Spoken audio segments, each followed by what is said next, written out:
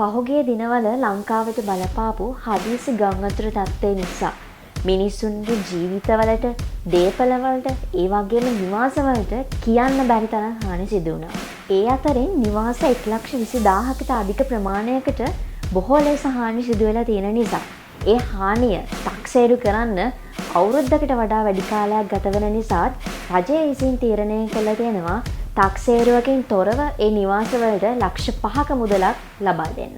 ආපදාවෙන් පීඩාවට පත් වෙලා තියෙන සෑම නිවසකටම රුපියල් ලක්ෂ 5ක මූල්‍යාධාරයක් ලබා දීමට රජය තීරණය කළා තියෙනවා කියලා මහජන ආරක්ෂක අමාත්‍ය ආනන්ද විජේපාල මහතා පවසනවා.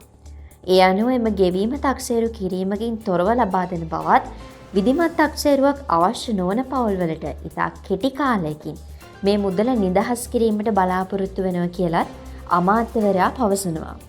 ඒ වගේම අර්ධ වශයෙන් හානි වෙච්ච නිවාස 1,20,000කට පමණ අධික ප්‍රමාණයක් සඳහා විධිමත් තක්සේරු කිරීම සිදු කිරීමට වසරක පමණ කාලයක් ගත විය හැකි බැවින් සහන ලබා දීමේ ප්‍රමාදය වැළැක්වීමට මෙම තීරණය ගත් බවද ඔහු සඳහන් කරනවා.